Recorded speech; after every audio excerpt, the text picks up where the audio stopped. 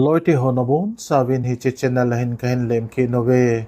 tunia hin se ki diu hi ahile ganesh kitipa hi anew laya ata a anamang ahin alit nunga kamandu ahi nunga army officer pa kithupi na zala anu ahin holdo dan ngai nom ta le longse ta thusim hin se diu ahin hiji chun ka channel hi subscribe bol lo line hi le longse nin like subscribe share chule bell icon hu ma en lang notification hu ola nei koi pi din kahong tabe tun thu sim chu ga sei pan taw hi te 1990 kumbul lang ahin nikhat hi kumgu a chapang ganesh dhangde hi school kai dingin akigon anu manda chun achapa ramesh chu apomin ahi ajipa hi construction worker khat anhin hinla tunai cha achu anabesan anahitai anu mandahin mumbai pama thane town ahi mi in ho a na ato ji a hichisuma chu insung avet kolji enahi anu tailo hi insunga sumlo thei khat cha an umpun ahi ganesh chu mama bhanje molchunga konchun ahung kum in ama ho into kibang chu tam ta jong namun khat anahi lampi achun class 2 a asim khompi kharavi chu akitopin phat chom khat javin ama ni chun kisur akitopi ki lonin ama chu kharavi in anna het mi khat anahi akitopi pau chun hoya cheding ni lon ham ahin tin skula cheding ka hilone tin kharavi chun adon bonin ahe kisor chun honglonin gawa le uhite nitha ka en kile ki naw hite atin ahile school che nomlo ji chun ganesh jong chu anom bai thet ki nin ahe phat chom ka lovin thane railway station chu agalhong tawin chule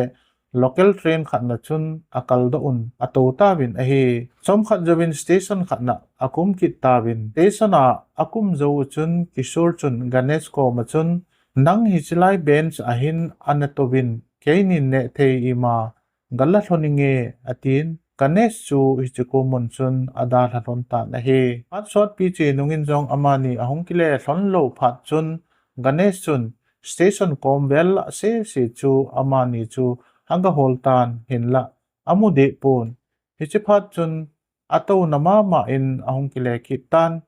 mi ho ko ma ki thopi na chu athum nomin hinla mel het lo ngen ahi ji chun atija in hichipet chun train khat ahung chetnen ganesh chun hichi train na hin ki kaldo ki le in ei lut thejin te tin train sunga chun alut tan ahi hichi a kanam mi te ho iga het do theju khat chu ahi le icha teu hin nu le pa te het lo ka in apui mang theju to jong ki bop kha thei ahin hi ji chun cha te hi phate ke cha thil phalo hung thei ho chunga hi awareness phai ta epidivin apai train sunga chun mi atamma ma in kalun na ding mun ka het thei khat le tin polang chu aveji in hinla I macha he thei tapon alel to ogil kel to ahile chomka lovin train sunga chun ana I mutan ahi ahung kha phat chun avena ahile train jong ana kingatan train sunga jong chun koi macha nom tapon hichiphat chun ama jong akumtan ahile railway station lane ta khat ahi chu amutan mipi jong atam the jengin ganeshin mumbai victoria terminus ahi lang chu anahet phalo anahe su na ding hello manchun mipi nung chu ahen ruitan ahi le railway station pam lang chu ahong do tan hichiphat chun avena ahi le anagin chat pha lo building to pi ta chu amutan gari ho eude du to ahi le ep building ham hoilang che ding ham ti jong ahe thei tapon lungdon manin hichilampi kijuile in eil in te tin lamlin chu azui zui jeng tan heti chun achi chi jeng tan ahi le akeng ho jong anagam tan nisala hlumding hita heti chun achi chin ahi le mandap ana namun khat aho patan hichimuna chu avet le prasad ahomon mi ho prasad kila dinga akigulu chu amutan hichiphat chun amazong Prasat kila ding chun akigulin, prasat chu akilain anetan ahi. Prasat chu ane chai pha nin alelwal ji chun mandap a ning koi khat chun ai mutan ahi. Alang khana anu manda chu nilum kaya chol de ana ato nungin in ahong thung tan. Polang chu awen ane si hoja ahidem tin agel gel sing tan. Kharawi le aloy pa zong chu hungkile hlonlo lai anhin hiji chun poimachan ama chu EPT ham anhepapovin ahi. Manda anu chun aweng sung chu achun le in ganesh namu jeng khat novem tin adong vel jeng in hinla. Poimachan ahepapovin jan la ahitan school chief hat la ahitapun hoja ahitadem tin anu chu alunggima matan ahi. Anu chu atizatan hiji chun insungmi phabet ako khomin police a report aga boltavin. Police onjong ahin khuldivin asay piun ahi. Anu chun aneu zopa ramesh chu angong koijin pathen henga tauna amangtan ahi. Hichijan chu anu chun lungdon lungjinan imuthei lovin amangtan ahi. Alang khana ganesh chu ahung khangin ahi le hu anawa atan athil tu ho ahin gel do tan. Hiti chun awa le jeng tan putpat le railway station a bench ho achun ai muzi in dhaba ho a mi ne mo ho amu mu chu ane jeng tan. Hiti chun nithum lang achi tan asat to ahi le achol wal phat chun tuipi koma le noi khatna atowin akap tan ahi. Akom vel achun in neu cha aumin ahi. Hichipet chun nupi khat ama gol bep chapang khat to. Ahung hlonin ama kom chun ading hlonin ganesh chu namit ipi ham chule hoja kona nahi ham tin adong tan ahi le. Ganesh injong mama banji akona kahin kamin ganesh ahi atitan. Hichi nupinu chun mama banji chu oilai mun ham hetapun hinla ganesh chu akipuitan ahi. Nupinu chun kei ho koman thei ahi atitan. Nupinu chapa chun kei sai nat kahi ahin titan. Ganesh dinga chu ama ho koma ding ga ada ding jong chu su unading ahet lo. Ahin hiji chun ama ho koma ding chun anom tan ahi. Ahung ule tuikhang len panga in neu cha khat chu ahung thung tawin. Hichu ama ho in anhin apau to zong akimutu un. Apa jong chu umpi ding chun anom tan. Hiti chun lakhat lang achi tan. Hiti chun napa chun ganesh jong chu ngaman dingin apuitan ahi. Hiti chun ganesh in jong hin khu ahin mang tan. Ngamat phat ahung ki chai phat nin cyanide to chun natong dingin asolpan kitan ahi. Cyanide chun munthi le vonlui ahin lado in ganesh chu railway station khana apuitan. City train chunga chun akal daun train dan sung ho chu athi ngim pantawin. Ganesh in jong alo theilo ahi ji chun aboltan passenger hon pha ati kham khamu apijiun ahi. Hiti chun alhala achi tan ganesh chun in sung mi te angai le jingin kanu hin ei hol na lai jing dem tin agelin ka in ko te hin ei gel da ujong ahin dem akhut jet langa te tu kitat chu aven Maharashtra mi ho ding chun te tu kitat chu common tabang khanin an umin a te tu a thucheng kitat chu ahile manda ar dhangde tin Marathi pawin akisunin ahi. Hichi te tu a bo chu ain ko te to akihet matna heju sun chu ahitai. Nikhat hi na kom wa lamlin chu palgal kai agut pe nin gari hat ta khat lai chun atat khatan. Ama ding chun mu athim jeng tan. Hu ahin het le government hospital khanin lu na chunga ana tan ahi. Sai night nu lepa hospital chun avedingin ahungun hinla doktor hon ado pha nun kachapa ahipo tiu chu ganesh in ahin kiza do tan. Hichini akon chun cyanide le anu le apa chu amu khatapun ahi. Hospital chun lakhat waljen akizenin alu akisu ka ahin ahungdam pha nin hospital a thunei wai hom ho chun Mumbai a Thelma JRD Tata Anand Kendra Trust Orphanage a aga koitawin ahi. Ganesh chu agang lamin Love Grove Municipal School khana class 1A din admission ahin boltawin. Phabep sungchun lekha asim chungchu na chun bed cover ho simdan ahung thim tan. Icho akon chun sumneu cha paket money ding ahin ki mu thei tan skula ache ji teng canteen ho a amang chaji in a he ganesin skula game so akichi tengule abol hoi thei le ji in heti chun chomlo ka in alen ho khu khu ti ma ahung zau thei tan alai jing mi le game so akichim jing mi ahi je chun ama hi ahat ma in kichi gol se ho a lunglut mi ahin chule practice ball hi ahla su ngai pun a he alang khana mama bhanje muna anu manda chun ganesh chu a hol jing na la jin manda hi police station a achi jingin hella I mathu a het be di ji pon ama hin anai tom vela chapang akoi naw mun hospital chule police station ho aga khul jingin ole ka chapa hi e ki kai mangpi a hi dem chuti a hi zong le epidin muna a dem tin alongim the ji in a hi India gam sunga kumkhat sunga hin chapang asanga sim amang ji in abang chu ale muki ji un abang chu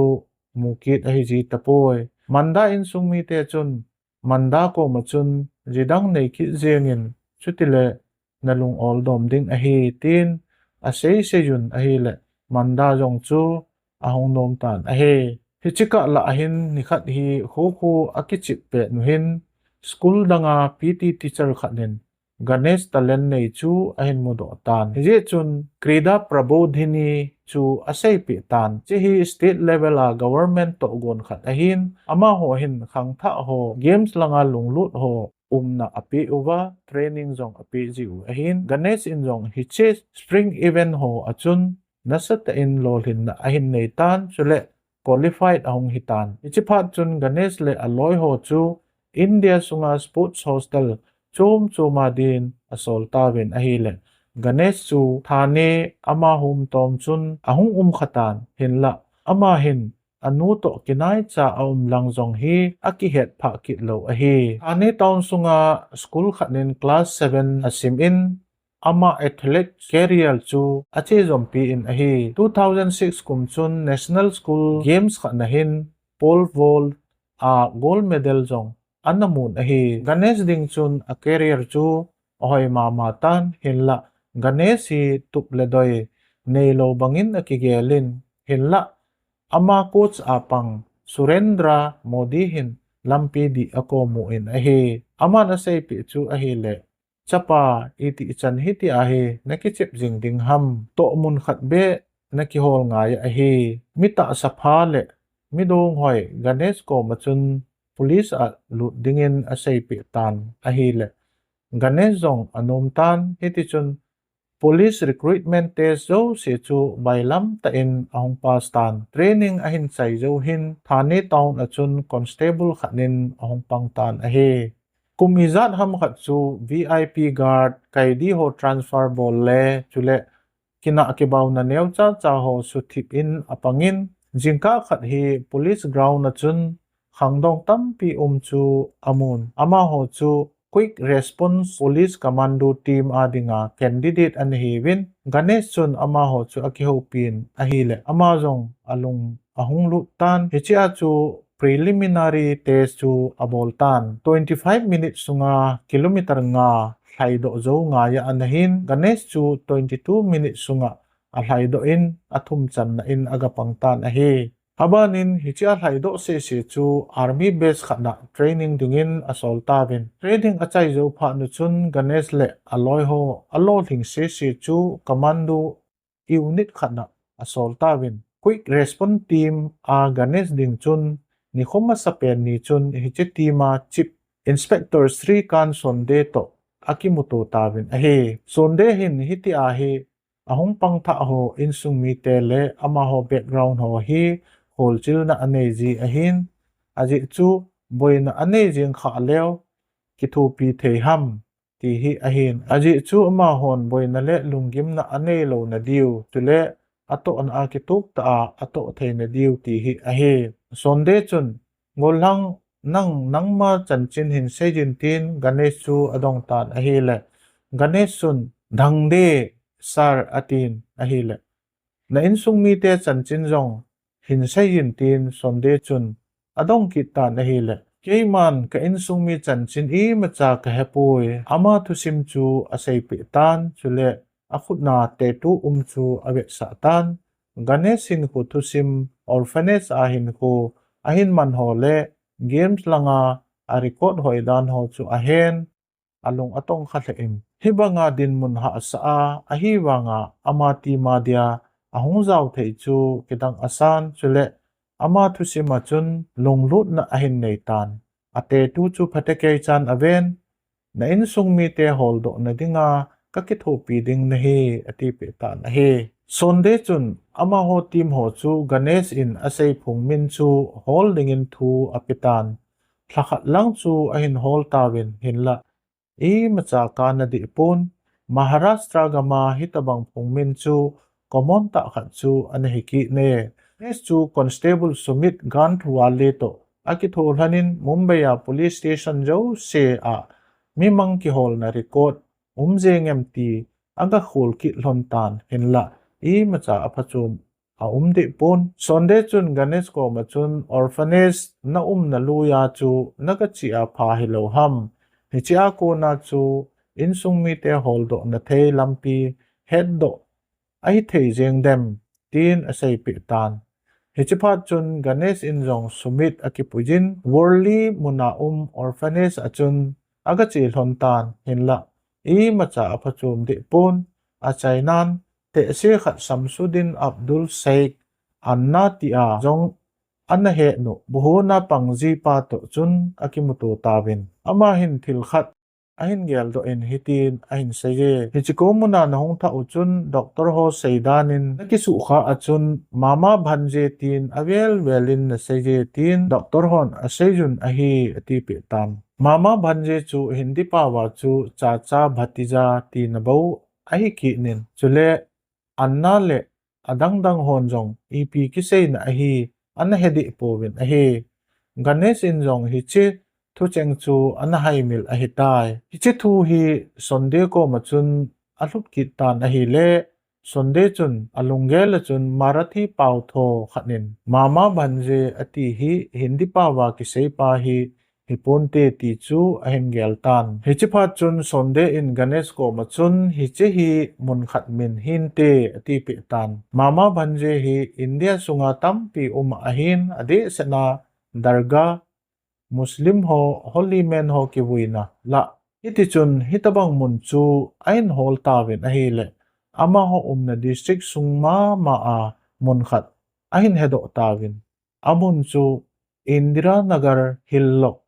Thane Tongkom anahi ama ho na hostel a ko na chu minute somni bo kizo na anahi nisimli October 2013 ni hin Ganesh Sumit chule Aloy police mini to Indira Nagar chu achi tawin kidang ta chun Ganesh chu amun alhun pha nu chun anahet kha sa aba asa tan in ho masjid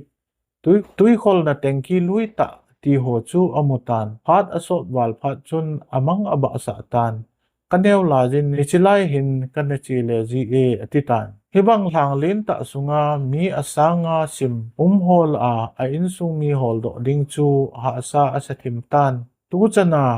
cheng jong cheng na lai diu hinam ti jong agelin nidan izat ham khat sung chu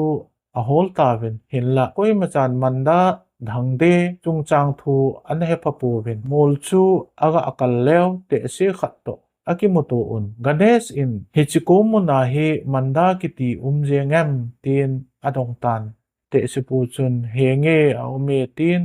a hindon bunin hinla a inu ka hepoi jong le hitabang min chu ni le thumlang a ume atitan Ganesh chu akinep na alin zeptan chom khat javin lampi achun nupi khen khat to nunga chapang khat aki hobu chu amotan manda dhangde hekhan jengowem tin Ganesh sun adong tan ahile numei chapang nu chun henge tin akasuin Ganesh le aloy ho chu akizui satan ama ho jong chu ama nu nung chun achi tawin in neu cha khat chan apui tan ahi akot ho chun cartoon sticker anakibe dim jengin ahi hi chun abe sa chu ahi le hi che in ahin chapang a umeti ahi Ganesh chun in sung lang chu aga abe le upo ho khen khat chu plastic chair a ato u chu amun Insung mi anabey sa hogel do nakin anamanu hidingdan anahe. Ichola achun numay khat hi ne lecha homle in apangin ahe. Nang hola ahi manda dangde kiti na umze ngobem tin ganeshun adong tan ahi. Hechipat chun ala owa khat chun henge ka umuwe ahintin. Hechipat chun ganeshin kay ho police ako na kahiwe information tem khat kangay cha no ahi atitan. Napi khat polangin ahong doin asamjong akang jong mu thejin an umtan. Kay manda kahi ipi kakitho pi thei diw ham tin manda chun asaitan. Na inowahi mi izat na umuham tin ganesh in adong tan ahi. Kacha pasal ni numay ni le kay kahi tin manda in ahin don buktan. Cha pasal dang nanay loham tin ganesh chun adong kit tan ahi le. Hengi kanay je amin chu ganesh ahin ama man nahi kumsom ni lang awal tay tin manda chun ahin don bukne. Chapa chu itin na het thei ding ham tin ganesh chun adong kit tan ahi le. Ichu aza panin anu chun kidang asan kamin lung kezin akuna chun tetu a manda ar dangde akisune tin ahin don buktan. Hichipat chun aban chu asay bengam tapon tetu chu avet saatan. Anu to chun pat sot pi akikoy den lonin achutika lon jeng tan ahi. Hichijaw chun mandahin ganesh chu insung langa apuilu nin insung mi hoto. Chun akimutu sa in ahi. Ramesh anaupa kumsom ni lakada upa anahitan ama komachun ven nau ahong kiletay ati peen. Ganesh in ahin het do ki chu ahi le anu hin zi ananay ki na aji pa anabay ki dan anahitay. Aji ta to achate min chu vanita kumsom lagit rithik kumsom lathum. Chule bandana kumsom lani anahiwe. Bandana kumsom lani achapang anaw numa mahin ganesh chu ahin chanu chu ahin puilong anahi. Idang ta khat chu ahi le hichini kuahi insumi abay hogel do nakin anaman ni tau anahi. Ama ho insumi te kimuto zohin anna buho na anapang Huwal ta te sipulong chu anabeitan ahi. Patenin amadam na anapi so jihin. Hichin sung mi te kimuto na. Tejin ahong pangkhan ahi. Ama an umlo hile anakimuto diw hi taksan umlo anahi. Ganesong ama hometown mama bhanje a. Ahong cheng lut kitan. Na lui. Ahong lun pat chun achapan lai memory se jong. Ahin gel do kitan ama loy kharabi le aloy pa jong tu ni chanin in ahong kile hlon tapun ahi kanu kavet kolding ahitai kanaute ho lekha phateke cha kasim sa ding a future u kasim hoi pi ding ahi atin hin khu hi gyan thein in anadim zengin hinla tunwang ka in sung mi te kakimutan kakipa hle jenge tin ganesh in aseje loi te ho tu nia tu sim ngai nom ta mai tu sim ta isay thiu chu hi chan chu hi ta hen lang tan ti nei lawa ai na support jing ho le viewers ho le subscriber ho na chung chi owa ki pa thu ka hen se je aban teng tu sim tha khat to ki mo to ki taw hi te tam sel chi ta bin na bonon